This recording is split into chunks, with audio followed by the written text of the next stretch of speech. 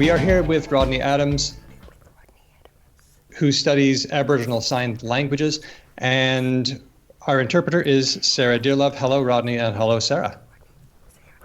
Hi, g'day. How are you? Lovely to be here this morning. I'm looking forward to this little chat, be able to share some stories about Indigenous Signed Languages. Excellent. When we think of signed languages in Australia, we usually think of Auslan, which has its roots in English. And many people are surprised to find that there are Aboriginal signed languages. Where do they come from? What's their history? Well, really Auslan arrived in Australia roughly 200 years ago, early 1800s. So it was, its origins are in BSL, which is British Signed Language.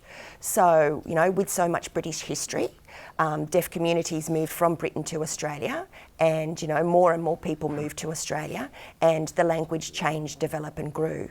Auslan is only an incredibly young language in that instance. It's been sort of established around the same time as colonial settlement. Now, what we do know is, and there's been quite a bit of research by myself and other colleagues of mine, that have actually found that Australian Indigenous languages have existed for such a very long time, for thousands and thousands of years. Now, if we were, just as we have Indigenous spoken languages, for everyone there is an Indigenous signed language. So there's some research being undertaken that's really starting to explore these ideas of finding them, these small clusters of Aboriginal people that are still continuing to use these languages. We're also looking at dialect differences that will exist. So not only language differences, but dialect differences. So it's a huge area of study. And what we're actually finding is that the Yolngu signed language, which we're now hoping to be able to publish a book very, very soon in that area, shows that signed languages, Indigenous signed languages, have been around for such a long time, and they're certainly much older than Auslan. How many Indigenous sign languages are we talking about here? Oh, that's a huge question. First we need to determine the number of Indigenous spoken languages for certain. And what we know is that the research shows different numbers. Some sort of estimate 250, some estimate it's well over 400. So I would expect that signed languages, would sort of have been thousands of them once upon a time. But how many are still existing today, we're yet to determine. Again, I've been in contact with, a number of different people. I presented a paper recently at another Indigenous Sign Languages conference, and from that I've established a lot of contacts. So there's certainly some information out there. What we need to do is sort of, collate it, collaborate, and then work together for the revitalisations, which is going to be really exciting to see. I wanted to ask, I've heard, and I don't know much about it, but I know that there are some places in Australia where gestures or signs are used by hearing people, and that might also interact with the development of sign languages for deaf people in those places. I was wondering if you could tell us a little bit more about that. Yes, certainly. So there are some areas of research. What you're referring to is called hand talk. And people assume that when we're speaking of hand talk, that it is just gestures, but it is essentially the foundations of sign language. So yes, they're gestures, but when we add to that the phonology and the syntax of languages and the other characteristics that make any language a language, then what we actually have is something, that becomes sign language. It becomes meaningful. The brain detects patterns of language, and it allows the brain to actually develop it. Gestures, on the other hand, can be used in isolation, or they can be used in combination with signed language vocab. Then we can add grammatical structure, and then that's what we actually see as language development. There are parts of the east coast of Australia, and there are certain little pockets where we're seeing the use of sign language re-emerging. A colleague of mine who's in Canberra, her name is Lauren Reid, and she's done some research into looking at signed languages and assumptions that, some of these languages have effectively died out or disappeared, but they are still being used. What we need to do is meet these communities and film them before people pass away and take language with them. It sounds like signed languages are having this, it sounds like Indigenous Signed Languages are having some of the same issues that Indigenous spoken languages are. Yes, yes. And it's, case in point. So at the moment, what we're actually doing is trying to get some funding grants, which will allow us opportunities to video and record in other ways, the use of language, to engage with Indigenous communities, allow a rapport to be built, which will develop trust and then allow filming to occur. There certainly are some issues that affect Indigenous Sign Languages that are common with those of Indigenous spoken languages. And it's about collating as much information as you can. And I'd love to see, the use of Indigenous Signed Languages by Indigenous deaf populations in Australia. Recently, in the deaf Yolngu community, there was a filmmaker who won an award and who is a Yolngu Sign Language user themselves, but looking at the importance, the significance of sort of preserving these languages, developing relationships. He spoke about the importance of developing relationships, particularly when you're sort of working with isolated communities. I'm thinking of an example in Port Hedley in WA. I've recently had someone get in touch with me, and they're looking at sort of researching, recording and sort of keeping for longevity these languages. There's certainly a lot going on. I'm also aware of some stuff going on in Merriwong, which is down sort of in WA again. And then we've got Gidja language. Look, there are plenty of them out there, but because the focus has been so much upon the use of Indigenous spoken languages, it means that sign languages have been forgotten or pushed to the side, which is why I want to ensure that we've sort of got that nice balance between the use of all of the languages, because this is the year of Indigenous language, and that has to include the use of Indigenous signed languages as well. I was wondering, I did my undergrad in linguistics at a department that was shared between spoken linguistics and sign linguistics in Stockholm. And it meant that we got to learn some basic Swedish sign, which was great fun. And I learned that there can be some differences in how sign language is used if they use a lot of signs with two hands, or if they use a lot of signs with one hand. So Swedish sign and American sign differ a bit in that. And I was wondering if you could tell us a little bit about differences between different Indigenous Australian signs in their sign characteristics. I think probably one of the more important points is to clarify that when we're talking about Indigenous signed languages, they're natural. And by that I mean that they're not reliant upon spoken language influence. So, for example, in Auslan, there is a lot of finger spelling that exists, but that's where we're using English terminology.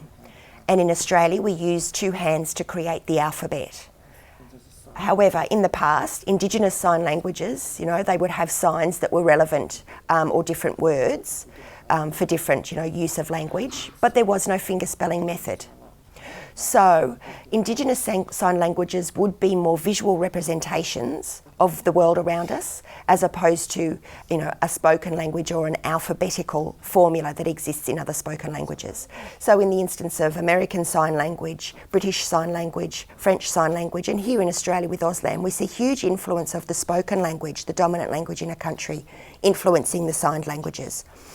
But again, like any language, whether it be spoken or signed, there's diversity of users and there's also diversity of dialect. And where we have a spoken language, we'll always have a signed language. Do you think that you could show us some differences between different Indigenous signed languages? And maybe even between Auslan and those languages? I might be a wee bit rude because there's only a couple of rude ones that I actually remember, so I'm unsure how to proceed. We like the rude ones. We're all about the rude ones. Okay, so I know, for example, in plain Indian Sign Language, northern United States, the North Americas, some of their stuff is just absolutely incredible. So they've done some really great research there. And they made a comparison between ASL, which is American Sign Language, and plain Indian Sign Language for a number of different words. One sign that they use in plain Indian Sign Language for father is this. This is father. Oh. Okay, you with me? Now, Yes. this is son, as in the father's son. Yes? Got it. You with me? Yeah. So We're there. there are other examples, you know, certainly here in Australia, a young woman is referred to like this and an older woman is referred to like this. So signs like that certainly make sense. They're certainly easier to remember because they're so very obvious, as opposed to some of the, you know, European sign languages, you know, and Auslan is one of those, ASL, American Sign Language, being another, because they've essentially been borrowed from European sign languages. So in Europe, different sign languages exist, but they're certainly more arbitrary. The individual vocab is arbitrary. There's no direct correlation between what you're seeing and the symbol it's being used to represent, or the word in this instance. But when we find some research that shows that Indigenous Signed Languages and the intelligence and the richness of language, it makes incredible sense. They're incredibly iconic, which makes them easy to remember. So just like those examples I showed you just now, I think it's brilliant. That's really cool.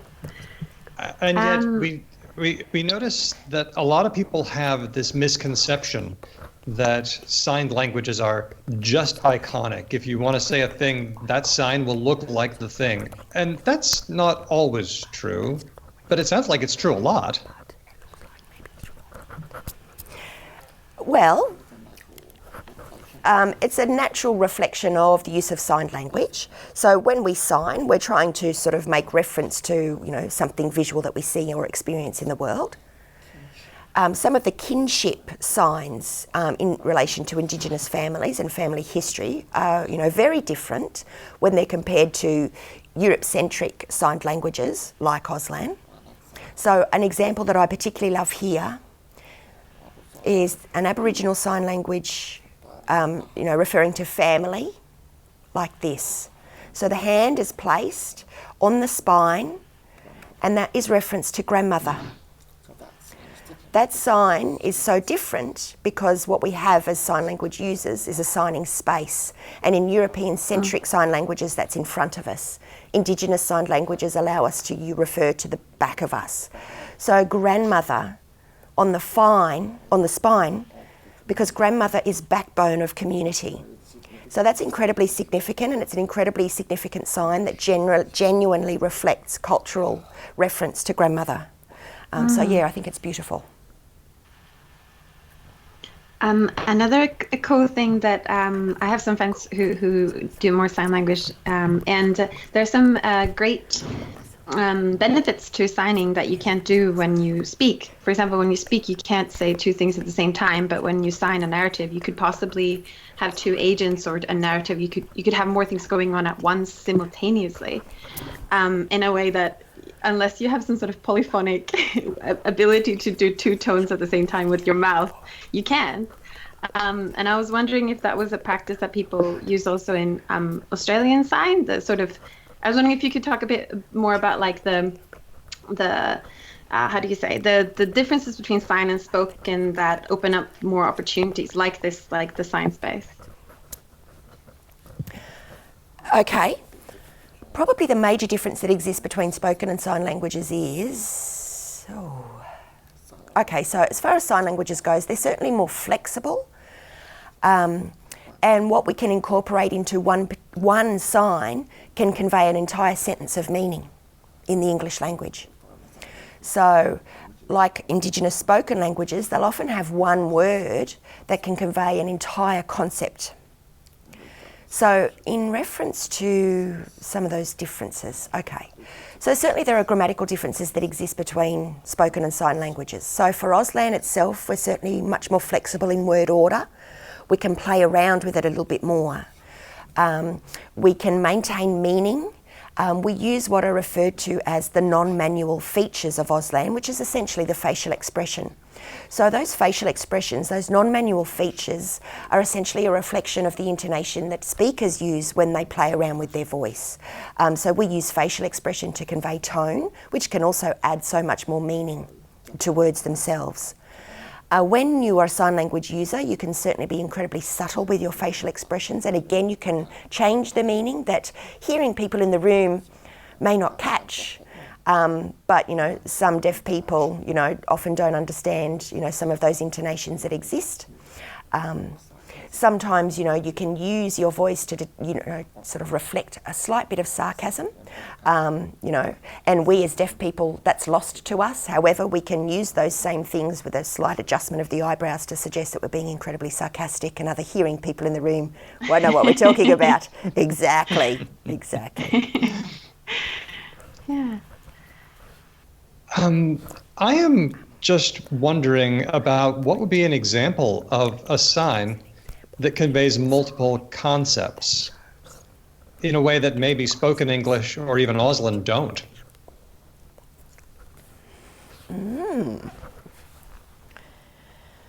We're asking you for a lot of complicated things.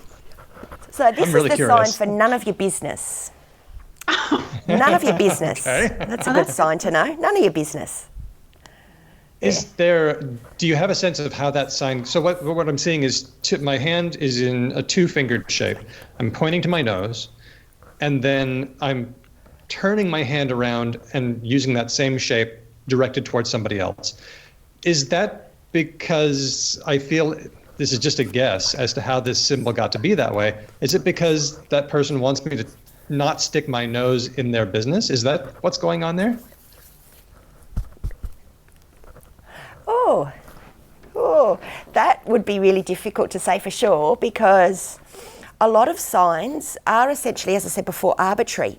There's not necessarily a direct correlation between what you see and what's actually, you know, and what it means. I don't know the precise history of that sign, so I couldn't say with any certainty. But it's certainly, you know, some of the wonderful things about researching languages generally and asking, you know, why people use the vocabulary that they do.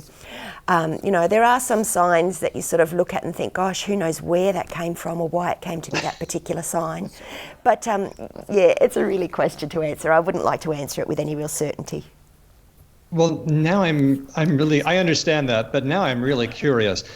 When we are looking for the etymology of words, the word histories of spoken English, we can look in books from long ago and see where the first instance of a word came from. And we can make some guesses about how words in spoken English got to be that way, or in written English. If you want to find out the etymology, the word history for a sign, where do you go? That beats me. So it's actually a really valuable question, though, because very recently a deaf person from the United States was doing some research and looking at, you know, this world of science and new terminology that exists. But there are no signs for these new terminologies. So whether it be the world of science or technology, this individual researcher sort of looked at and met with a number of deaf people, and what they actually did is created a new vocab list of around 1,000 signs that allowed them to sort of match new terms that exist in the English language that make reference to science and technology. So it's certainly a field of academic study that allows, you know, vocabularies of all languages to change and develop over time.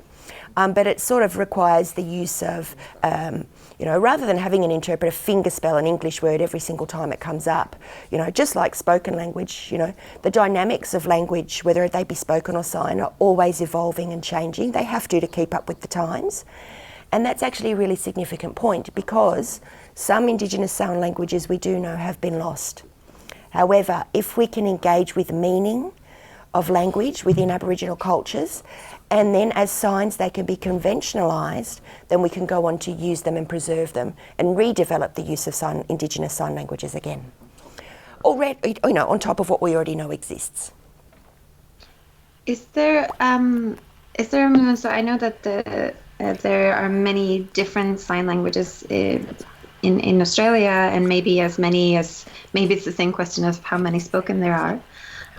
Is there naturally or intentionally, are there any sort of signs of people amalgamating to sort of join different sign languages? Is that a process that's happening, or is that not the case?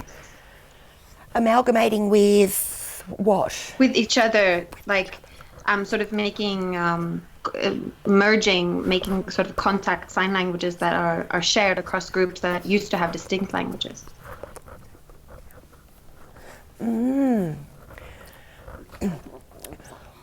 Essentially, the answer would be it makes sense to try to avoid that, because what we then do is sort of recolonise language. So what would happen in that regard is the weaker language would be taken over by the dominant language. So we know that that's what happened, you know, here in Australia. Auslan, you know, arrived and Indigenous Sign Languages died out. The same thing's happening in Samoa, in Fiji. It's happening worldwide. You know, and in those instances where we've got interpreters that travel to different parts of the world and work with children in developing countries, they bring their language with them. But what's important is the preservation of the home language, to encourage it to remain a dominant language because it fits appropriately with their culture rather than borrowing too much and amalgamating.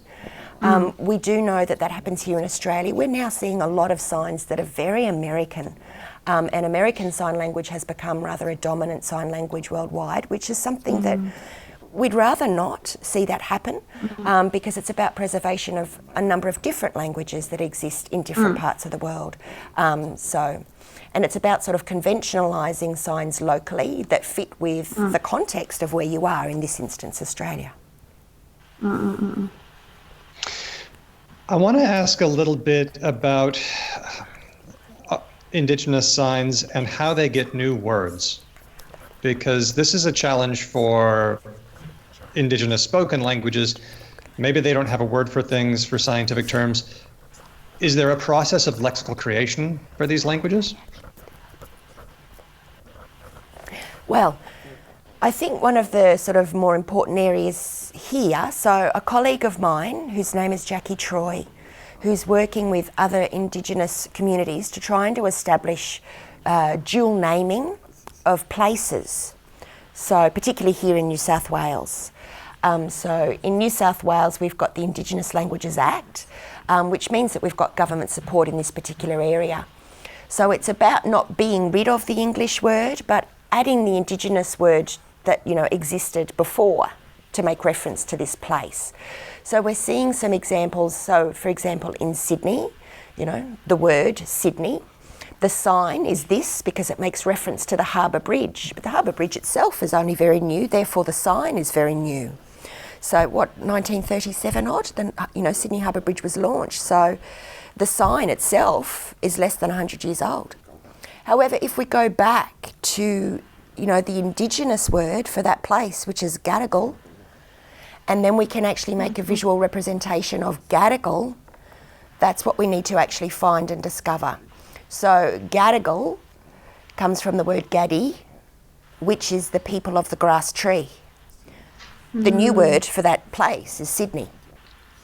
But the visual representation of people of the grass, you know, tree would be a visual representation of the grass tree.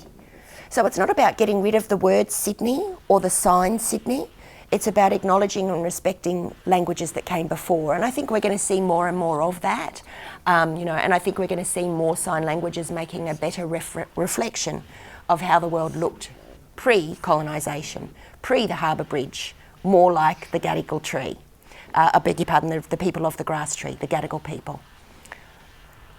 So yeah, that's what I think it's about. I like that. Hedvig, did you have one? I have another one. Oh no, you go ahead. One of the encouraging trends for Indigenous spoken languages in Australia is that people are returning to their traditional languages. Is this happening with Indigenous Sign Languages? Oh, yes. But it's really only just begun. We're only sort of at the surface level of it all. Very recently I presented a paper at the Poolamar conference, which was in Darwin, an Indigenous language conference, and we spoke about Indigenous sign languages there. And there were a number of people that came up to me afterwards who said, I never thought about, Indigenous Sign Languages. And it's something that we really do need to be mindful of and respectful of, because it's very much a part of Indigenous communities. It was very much about our social and emotional well-being. It's about empowering individuals to sort of develop and redevelop confidence, pride in self. Just like deaf and hard of hearing Indigenous people need those same things, that sense of self, that sense of identity through language. So yes, but it's only a very new field of area. It's something that people are only just becoming aware of, and it's about sort of engaging with Indigenous deaf and hard of hearing people in the same way that, spoken languages for Indigenous people has sort of helped them to become more confident, and get in there and sort of revitalise. We're only at that, I think I may have gone off task with that question. I don't know if I answered your question. I think so. Sorry, may I just add one more thing? Sorry. If it's okay. Yeah. So the New South Wales Indigenous Languages Act of 2017, hurrah, I think, most of Australia is now looking to New South Wales to see what happens in regards to this. I've had a few people saying to me, please, please, please do some research into Indigenous Sign Languages of New South Wales, because it's going to help future projects. It's about deaf and hearing communities sort of being able to explore their own past, the way ancestors communicated, because not all Indigenous communication was verbal. There was a lot of hand talk and gesturing that was, natural for, Indigenous communities, and they used these systems. In Canada, only a few months ago, they've approved 2 different bills there in relation to Indigenous Sign Language.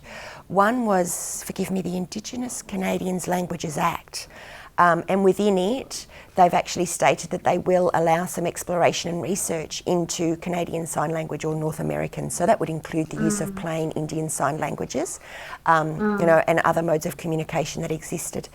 The other bill they've enacted was the Canadian Accessibility Act. So obviously, in regards to deaf and hard of hearing people, they'll fit into this category as well. So it's allows another opportunity for people to access information to not just English, but to Indigenous language.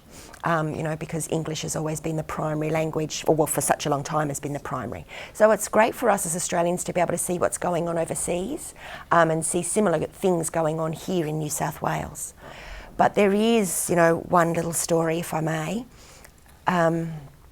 Now, the Battle of Little Bighorn. Oh, I've seen this video.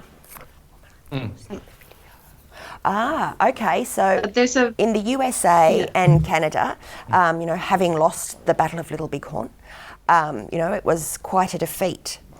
And most people are familiar with the story, the General Cluster having died at that particular battle.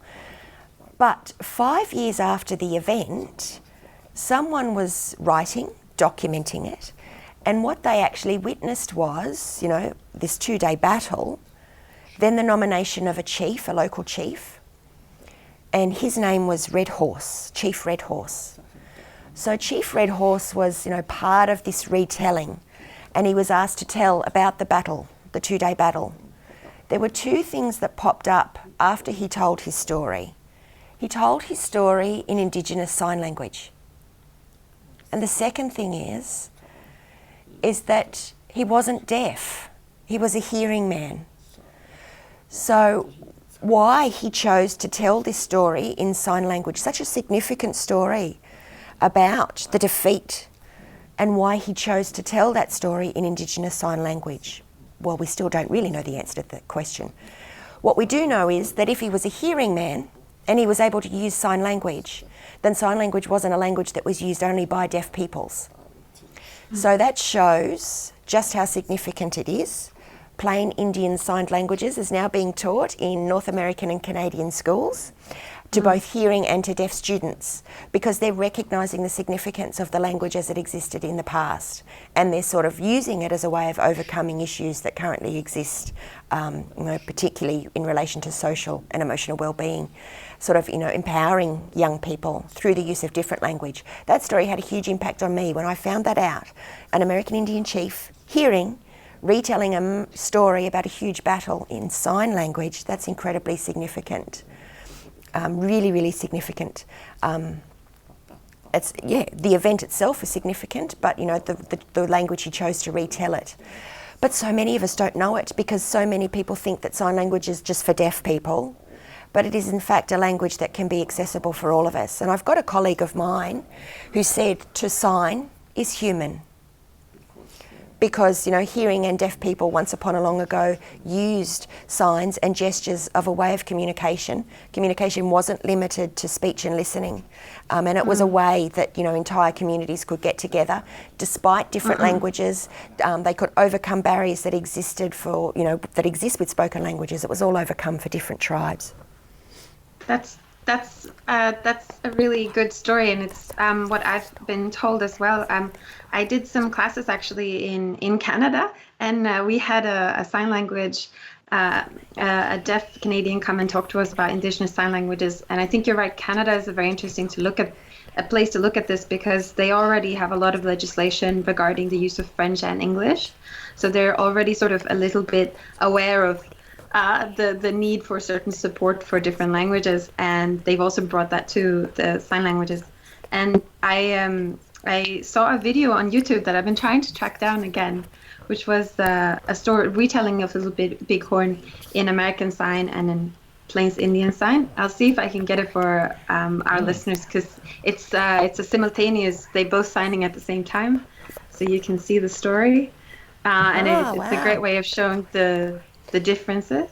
But that's something I was wondering if you could also talk a little bit about, if you wanted to, about Indigenous Australian signs, about the use of hearing people using it as a way of overcoming boundaries or group boundaries and coming together and being able to share stories and narratives and have meetings in an easier way because the hearing people share signs rather than using spoken languages.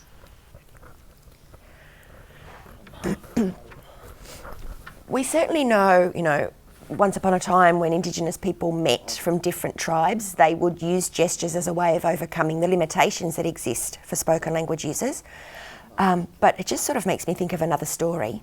Bangaree, gentleman who travelled with Matthew Flinders and helped him to navigate Australia, circumnavigate Australia.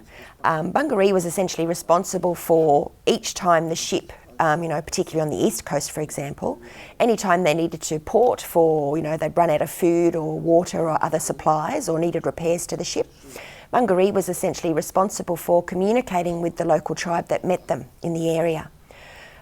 So there were times where he was using, communication types, gestures and hand talk to overcome the boundaries that existed between spoken language. So things like we're looking for food or water or sort of, clarifying directions and things like that.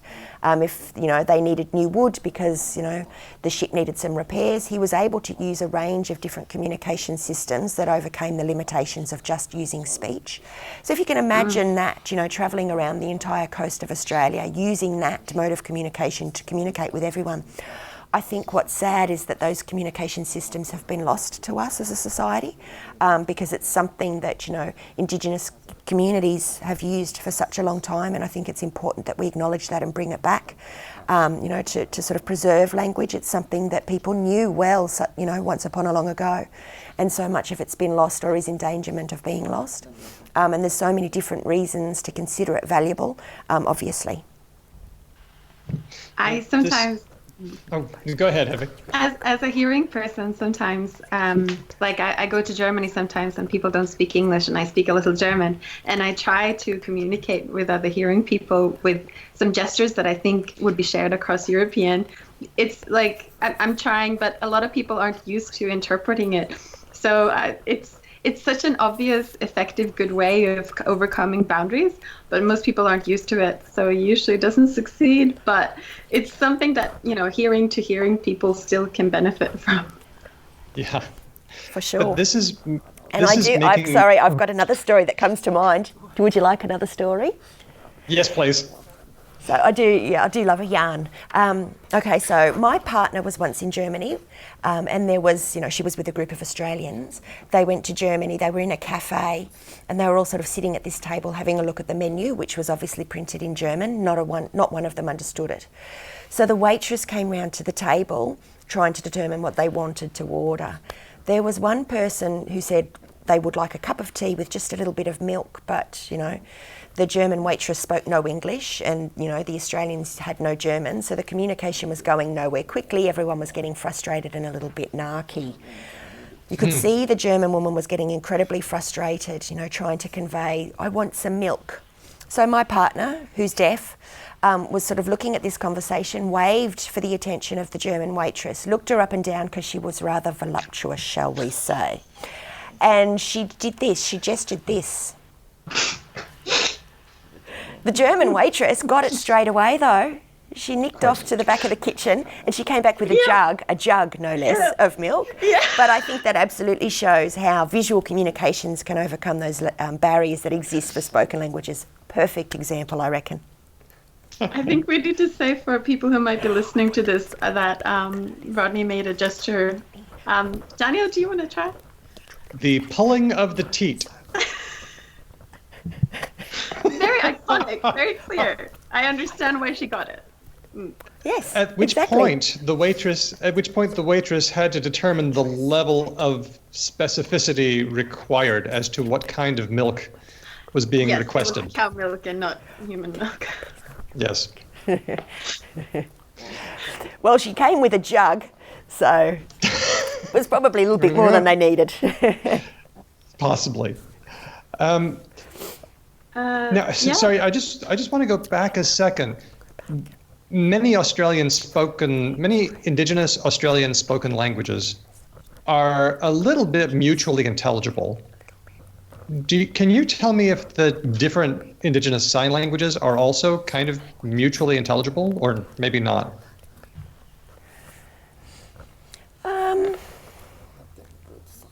I think, with regards to sign languages generally, it's easier to communicate because deaf people are naturally visual communicators.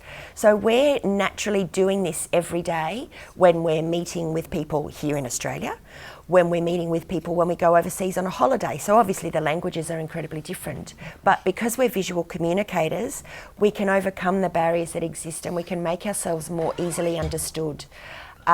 Whereas, hearing people do tend to be very limited to the spoken language that they speak, and it makes things difficult to overcome. I would say generally speaking that deaf people do incredibly well at that, whether it's here locally or whether it's travelling overseas. We're used to making ourselves understood by people who don't speak our language, so we are better able to overcome those language barriers that exist because we are naturally going to be able to gesture and make ourselves understood quite well. And maybe more flexible and sort of tolerant of variations. I know very few sign languages and signs in Swedish, and I use them sometimes, and sometimes I use the wrong hand gesture or the wrong direction. But everyone is so nice and so, oh, she probably means this, more flexible. Yes. You've been telling us a lot about Indigenous Sign Languages, and we're very grateful, but you have an audience. What would you like everyone to know about Australia or about Indigenous Sign Languages? Okay. Really, I think... So, working in the field of deaf education, I meet a lot of deaf Aboriginal people. And I think it's the same, for Aboriginal children. They want to connect and reconnect with history, with their past, ancestry, past culture practices, traditional ways of communicating.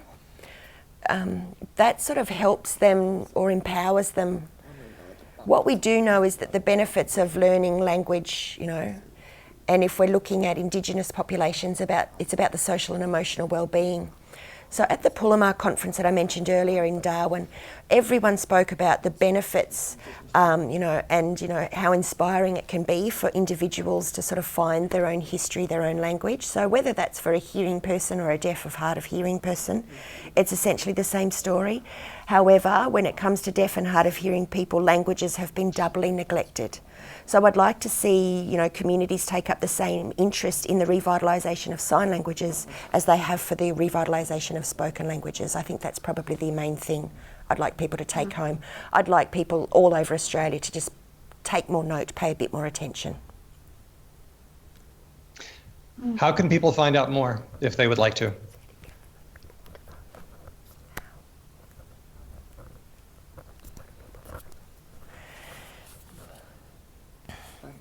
They could get in contact with me via email. I can send you out my email address very soon.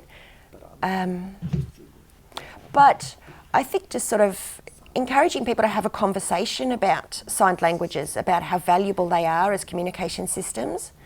I think it's, focusing on, when we think about deaf and hard of hearing people, there's such focus on speech and listening. So while these technologies and these methods can have all sorts of benefits, they're not always successful and there will still be limitations. And if we're looking again about Indigenous communities, it's about documenting and, preserving language for longevity. What essentially we'd like to have is one day a database that sort of, has access to all of these Indigenous sign languages where we can collate them from all over Australia. Because when we think about Australia, and we think about, signed language systems, it's probably one of the oldest, they'll be the oldest languages in the world. And they need to be preserved. And we need to make sure that we're reflecting these communities. I think we should be taking huge pride in knowing that, Aboriginal and non-Aboriginal people can actually take such benefit from these ancient languages. Using gestures and signed languages as a mode of communication and knowing that these have existed since Australia first began. So we usually on the show have Indigenous Australian Word of the Week, and we do that in our audio version of the podcast, and we'll be preparing this also for sharing the video with people. So we've learned a few signs. We learned none of your business, which I think, was that Auslan or? That's an Auslan sign, yep. And then one of the kangaroo signs was this. And then kangaroo. There's a few kangaroos, yep. And then we had the various older women. Yes. Yes, the man, the woman. That was, some of those were plain Indian Sign Language as well, though. Yeah, yes. I was wondering if there was one sign in particular that we could sort of share to our listeners and get them to maybe use or share with their friends that you think is a fun one, just one fun one that we can sort of have in a little video snippet and get them to do. Oh, I'm trying to think of something that's... okay. I like all the kangaroo ones. But Those are cool. I know. So this particular hand shape is internationally understood to mean I love you. Ah, yes. So when we sort of look at the hand shape, what we've got is, it's also used for emu. Not in the same way, but the same hand shape is used for emu. So sometimes people will see that particular hand shape and think it means something, but in this instance it means something very different again. I think that's just interesting that, one hand shape can be used to represent either a concept of loving someone or an animal. Oh, but you put me on the spot. I want to think of something very specific. Okay. Is this is this I'm sort of thinking about the kinship signs as well. I particularly like, whether people remember grandmother. Yeah, so that's grandmother. Is that in Yolnu sign or? Yes. Other language groups do use that one as well, but again, there'll be all sorts of variations all over Australia. But depending on culture and country and connection to land and all that sort of a thing. All right, I think that's great. We have been having a chat with Rodney Adams, a researcher at the University of Newcastle. Sorry, am I getting that right? Yes, that's right. Okay. So, Rodney Adams, thanks so much for coming on and having a chat with us today. Thank you. Oh, there you go. Digigura is the local word for thank you, the Gadigal language. You'll have to forgive the interpreter's pronunciation. Thank you. There we go. And thanks very much to you, Sarah Dearlove, for being our interpreter today. Pleasure. Thank you, Sarah.